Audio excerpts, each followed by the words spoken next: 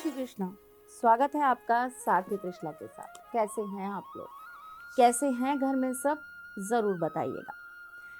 आज मैं एक पुस्तक पढ़ रही थी, इनफैक्ट अभी भी पढ़ रही हूँ। बहुत पुरानी बुक है ये मेरी। तो मेरे मन में एक विचार आया, क्योंकि ये किताब जो है वो रावण द्वारा लिखी गई है। तो मेरे मन में एक विचार आया कि जितने भी राक्षस हुए हैं, बहुत महान राक्षस हुए हैं। महान इसलिए कह रही हूँ कि भाई उन्होंने तप बहुत किया, उन्होंने अपनी चीज़ों को प्राप्त करने के लिए सालों साल सिद्धियाँ की, फिर भी उनका अंत क्यों हुआ? इतने बड़े बड़े उनके ऊपर आशीर्वाद होने के बावजूद भी उनका पतन क्यों हुआ? आपको तो पता ही होगा, बहुत सारे राक्षसों को ये वरदान था कि उन्हें कोई नहीं मार पाएगा, और उन्हें मारने के लिए स्वयं ईश्वर को ही अवतारित होना पड़ा। कईयों को किसी चीज़ का आशीर्वाद मिला तो कईयों को किसी और चीज़ का। भस्मासुर को तो यह आशीर्वाद था कि वो जिसके ऊपर भी हाथ रख देगा वो भस्म हो जाएगा। अदृश्य होने का, रूप बदलने का, नाना प्रकार के उन्हें आशीर्वाद प्राप्त हुए। फिर ऐसी कौन सी गलती, फिर ऐसी कौन सी चीज़ उन्होंने कर दी जिससे उनके जीवन में उन्हें लास्ट में मृत्यु ही दंड मिला?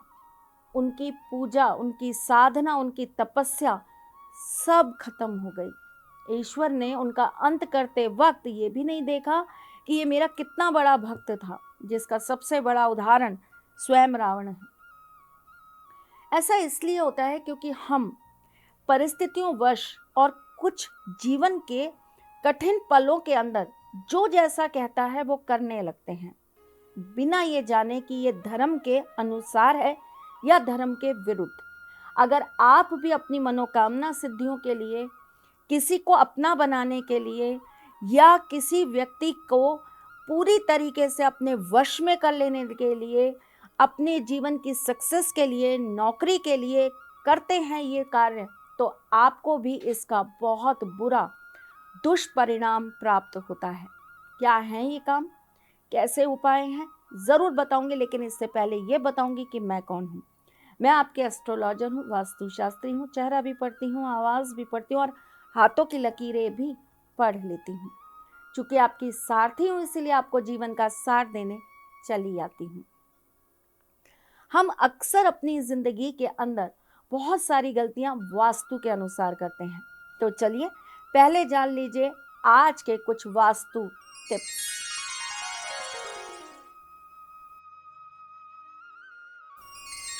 घर के अंदर कभी भी बहता हुआ पानी नहीं होना चाहिए, इससे आपके घर के वास्तु खराब होते हैं। घर के अंदर कभी भी पुरानी इलेक्ट्रॉनिक आइटम्स नहीं रखनी चाहिए कबाड़े के रूप में, ये आपके घर में अशांति और कलह को बढ़ाता है। घर के अंदर कभी भी टूटी हुई झाड़ू नहीं रखनी चाहिए, इससे आपके घर में धन हानि होती है। घर के अंदर कभी भी आपको टूटा हुआ लोहे का सामान नहीं रखना चाहिए, इससे आपकी सक्सेस और प्रगति रुक जाती है। आप जब भी भोजन बनाएं तो वास्तु अनुसार आपको उस भोजन के कुछ भाग ज़रूर निकालने चाहिए, जैसे कि गाय का भाग, जैसे कि कुत्ते का भाग और पक्षियों का भाग। ये कार्य अगर आप नहीं करते हैं तो आपके घर में कहीं ना कहीं बीमारियों का वास बना रहता है। चलिए आज की दूसरी टिप, यानी कि आपके लिए सारथी का सार।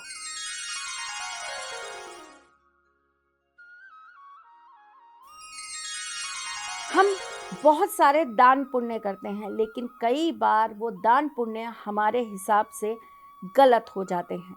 जैसे कि शनिवार के दिन आप शनि मंदिर में जाकर तेल का दान करिए, लेकिन वो तेली के अलावा आप किसी और गरीब व्यक्ति को दान मत करिए।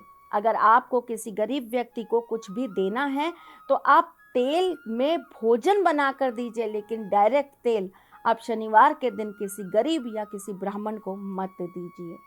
चलिए जी, अब मैं उन 3 गलतियों के बारे में आज आपको बताने जा रही हूँ जो जीवन में करने से आपके बड़े से बड़े पुण्य भी खत्म हो जाते हैं। सर्वप्रथम, अगर आपने कहीं भी किसी भी प्रकार से अपने जीवन की किसी भी समस्या के समाधान के लिए गलत चीज़ों का प्रयोग किया है। बहुत सारे लोगों को मैं सुनती हूँ, हमें अंडे से ये उपाय कराया गया, हमें प्याज से ये उपाय कराया गया, हमें लहसुन से ये उपाय कराया गया, हमें बोला गया कि मांस लाइए, मदिरा लाइए, उससे ये उपाय कराया गया। अगर आपने ये सारे उपाय करा दिए, इसका मतलब आपने कहीं ना कहीं शैतानी शक्तियों को जागृत कर दिया और वो कहीं ना कहीं आपके जीवन में आगे जाकर आपको नुकसान करेंगी ही करेंगी। बेशक एक पल के लिए आपका काम हो ज़रूर जाएगा, लेकिन आपके घर में उस चीज़ की पीड़ा आगे जाकर बहुत सारे लोगों को भोगनी पड़ेगी। दूसरी चीज़, आप जब भी कोई उपाय करें, जब भी आप किसी भी प्रकार का कोई भी ईश्वर का अनुष्ठान करें, आप अपने घर के अंदर किसी भी प्रकार का हवन करें, उसके बाद आप पक्षियों को दाना ज़रूर डालिए, गाय को चारा ज़रूर खिलाइए, कन्याओं को भोजन ज़रूर कराइए और किसी गरीब को एक वस्त्र ज़रूर दीजिए। पर एक गलती कभी भी मत करिए। अगर आपने अपने घर में कोई अनुष्ठान करा है, कोई उपाय करा है और आपका वो कार्य सिद्ध हो जाता है, तो उसके नियमित आप अपनी कुल देवी को एक नारियल, ₹1.25 तो अब होता नहीं, तो ₹5, ₹11, ₹21, कुछ भी जो आपकी सामर्थ्य है, वो एक लाल चुनरी और मिठाई ज़रूर भेंट करिए। चाहे आप उनके यहाँ जाकर करें, चाहे आप अपने स्थान पे कर कर अपने घर की बहन बेटी को वो सारा सामान दे दें, पर करिए ज़रूर। ऐसा करने से आपका करा हुआ उपाय जीवन भर आपके साथ बना रहता है और आपको उसका पुण्य फल प्राप्त होता रहता है। एक बात और, लेकिन ये तीसरी बात नहीं है, उसके बीच में एक बात है, ढाई मान लीजिए। चलिए, जब भी हम कोई पूजा पाठ करें तो हमें संकल्प लेकर पूजा करनी चाहिए, वरना हमें उस पूजा का कभी भी रिजल्ट नहीं मिलता। अगर हमने बिना संकल्प के कोई पूजा करी तो वो पूजा हमारे लिए मान्य होती ही नहीं है। तीसरी बड़ी चीज़, जब भी आप अपने घर में या अपने जीवन में परेशानियों से दूर होने के लिए किसी भी प्रकार की पूजा करते हैं, उपाय करते हैं, टोटके करते हैं, तो आपको एक बात हमेशा याद रखनी चाहिए कि आपको सात्विक होना चाहिए। मन, वचन और कर्म से आपको पवित्र रहना चाहिए। आपको कभी भी अपने जीवन में, अपने मन में, अपने विचारों में, अपनी आत्मा में, अपने कर्मों में गलत चीज़ों को नहीं जोड़ना चाहिए। जैसे कि आपको किसी को कभी गाली नहीं देनी चाहिए, किसी का बुरा नहीं करना चाहिए, आपको कभी किसी के लिए अरेस्ट नहीं करना चाहिए, चोरी नहीं करनी चाहिए, किसी पे झूठा आरोप नहीं लगाना चाहिए। ये ऐसी गलतियां हैं जो आपके करे हुए बड़े से बड़े उपाय को भी विफल कर देती हैं और आपको उसकी प्राप्ति नहीं हो पाती। एक चीज़ और, 3.5, जो मैं इसमें जोड़कर आपको बता देती हूँ, वो ये कि जब आप किसी के बताए हुए उपाय कर रहे हो तो उस समय एक व्यक्ति की बात मानिए, एक ही समय में 10 लोगों के उपाय मत करिए, वरना उस चीज़ का रिजल्ट आपको नहीं मिल पाएगा। चलिए जी, मैं आऊँ और आपको कुछ नया, कुछ अलग ना बता के जाऊँ, ऐसा कैसे हो सकता है। तो आज का मेरा सारथी महा उपाय,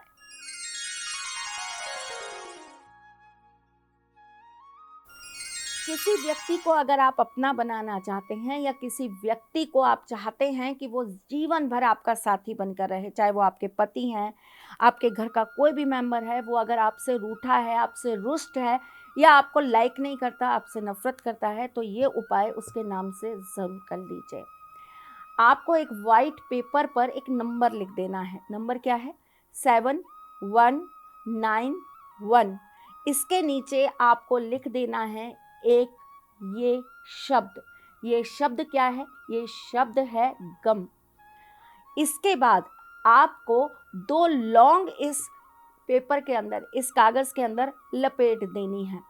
रात भर आपको ये कागज़ अपने घर के ऐसे स्थान पर रख देना है जहाँ कोई देखे ना, और अगर ये स्थान आपके घर की साउथ डायरेक्शन का होगा तो आपको और ज़्यादा इसका अच्छा रिजल्ट प्राप्त होगा।